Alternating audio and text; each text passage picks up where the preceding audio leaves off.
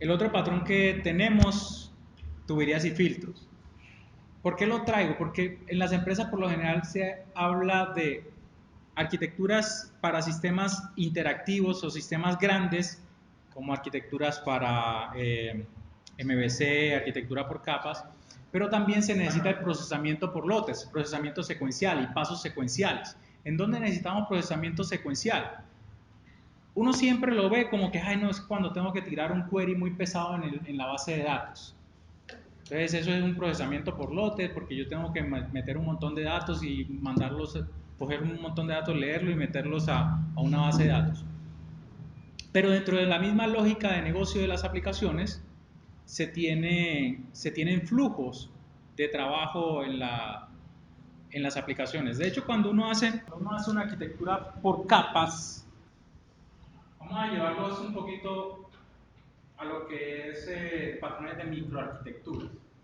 Entonces tenemos en el acceso a datos, tenemos implementación de patrones. Por aquí están bases de datos, archivos y sistemas externos, que son fuentes de datos. Entonces, para los sistemas externos uno implementa un patrón de diseño y de arquitectura también que se llama proxy, o uno lo puede llamar service agent o gateway.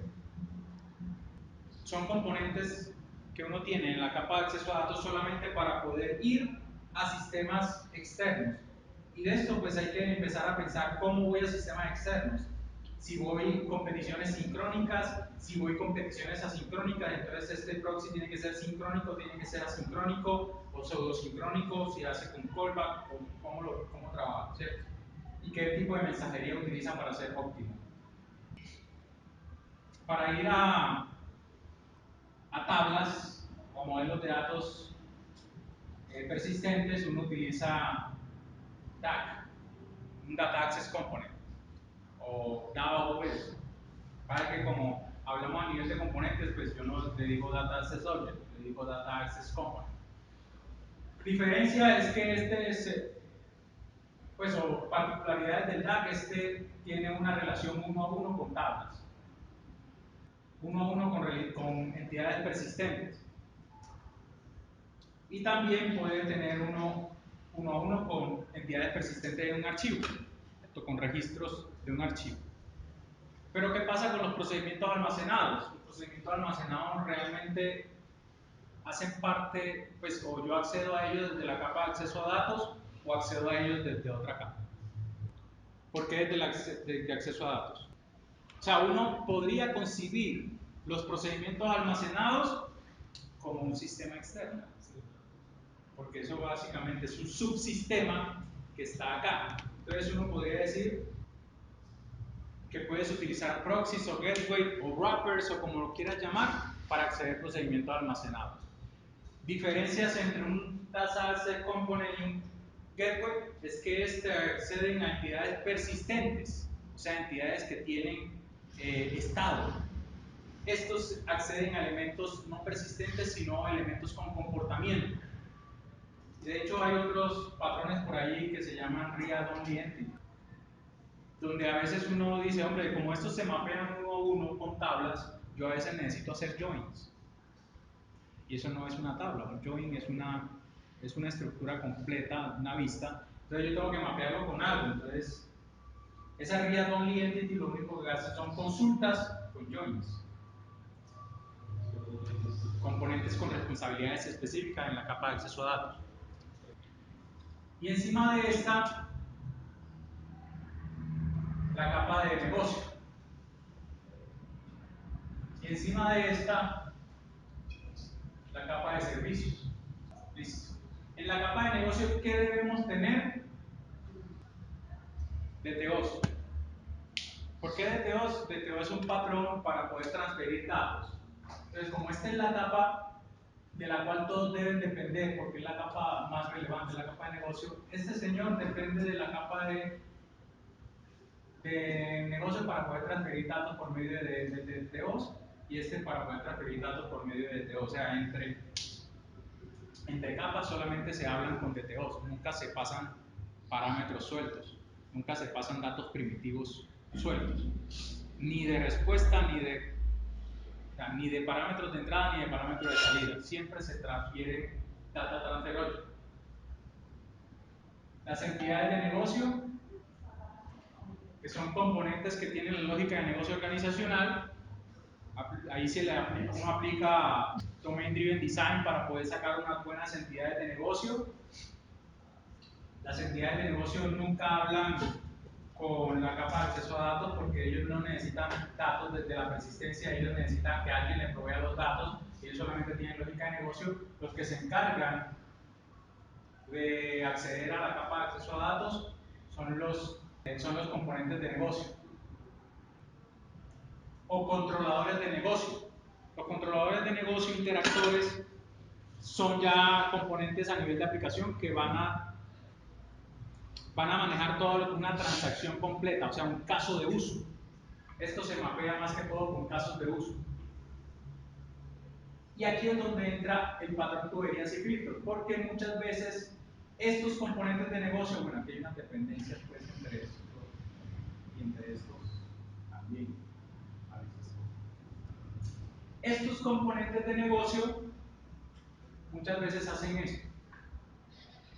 O sea, no solamente implementan un caso de uso con una funcionalidad específica hacia una entidad de negocio, sino que tienen una orquestación de diferentes pasos.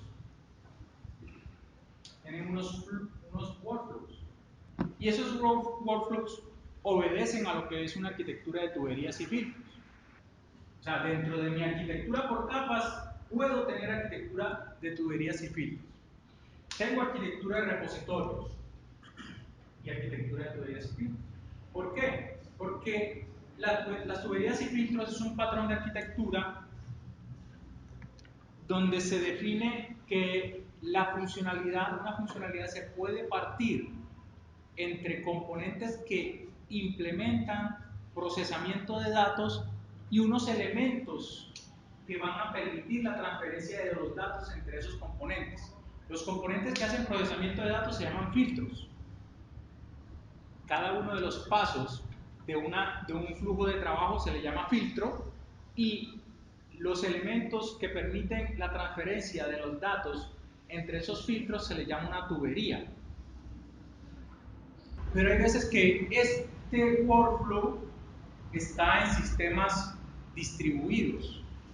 O sea, yo puedo tener un paso de mi aplicación que lo haga un sistema, otro paso de mi aplicación que lo haga otro sistema.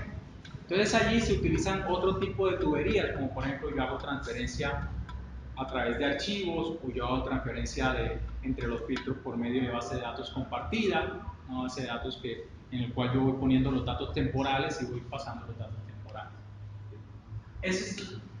Esto es una implementación de un patrón. Listo, voy a seguir aquí un poquito con la arquitectura por capas. Bueno, la capa de servicios están los componentes controladores, las interfaces de negocio. Y ya después viene la capa de presentación. Donde en la capa de presentación, si implementamos otro patrón dentro de nuestro patrón, que es el patrón MVC, vamos a tener la vista del controlador. Listo. Y ahí hay muchos patrones que implementar. Yo puedo descomponer las vistas, yo puedo tener un front controller, como es el caso de Spring, por ejemplo, puedo tener un page controller, como se hacía en ASP.NET hace muchos años, como se hace de alguna manera, por ejemplo, en ASP MVC, .NET MVC, se utiliza un page controller. Bueno, y hay infinidad de patrones.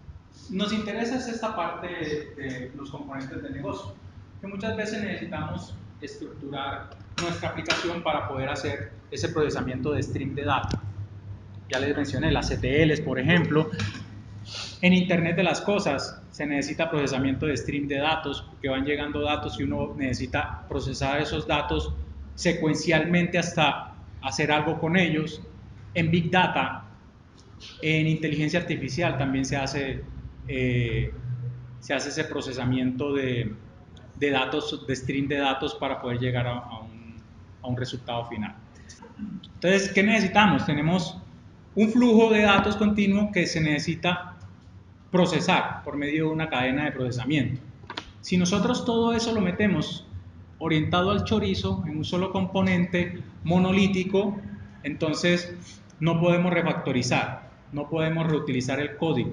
Pues si ustedes hacen un procedimiento almacenado, por ejemplo, que esa fue la primera implementación que yo hice de tuberías y filtros, en una empresa se hacía el procedimiento almacenado. Ese procedimiento almacenado era un mamotreto impresionante. ¿Qué se hace con ese procedimiento almacenado? Se empieza a particionar, donde hay pedazos de la aplicación, pedazos de ese procedimiento almacenado que hacen un query, otro que hace otro query, otro que hace otro query, y se van utilizando tablas temporales para poder pasar los datos entre cada uno de esos procedimientos almacenados que necesitan la información. ¿Qué pasamos? De un procedimiento almacenado totalmente difícil de mantener, ilegible, que se demoraba en compilar, que no lo quería coger nadie, que no cabía en una pantalla del computador, a unos procedimientos almacenados que eran mucho más legibles, mucho más fáciles de entender. Así es como se ve el patrón de tuberías y filtros. Vamos a tener una fuente de datos, una fuente de información que le va a entregar la información por medio de esas tuberías, que son las flechitas a cada uno de los filtros, y los filtros van a ir pasando esa información entre ellos hasta llegar al procesamiento final, que es donde se entrega el resultado final. ¿Dónde ven ustedes una implementación de filtros más fácil, rápida y útil? Bueno, en la integración continua. Pues eso es un pipeline, de hecho el nombre es pipeline, es una tubería que se ejecuta secuencialmente. Pero en las aplicaciones internamente, ya les mostré en la lógica de negocio, puedo tener tuberías y filtros, pero también en la capa de presentación hay un patrón que se llama el filtro interceptor, los intercepting filters. Muchas veces cuando nosotros recibimos una solicitud aquí, necesitamos hacerle un preprocesamiento y pasarlo por diferentes filtros antes de que llegue acá. Por ejemplo, yo necesito la petición, interceptarla para poder validar la seguridad, para poder validar si los encabezados llegan bien, para poder validar cores. Cores es si no hay cross-origin scripting, eso si no están suplantando el origen. Y hacer un montón de validaciones antes de que yo diga, ah, sí, ya puedes pasar a procesar esa petición HTTP. Entonces lo que hace uno aquí es que pones una capa frontal de filtros interceptores, donde el request HTTP va a pasar por un montón de filtros intermedios antes de llegar al controlador. Básicamente se hace para poder implementar seguridad en la aplicación. Poder aplicarle todos esos filtros de seguridad para llegar ya a la aplicación como tal. Es una implementación de las tuberías y filtros y del patrón Chains of Responsibility, cadena de responsabilidad, que es un patrón de diseño también existente.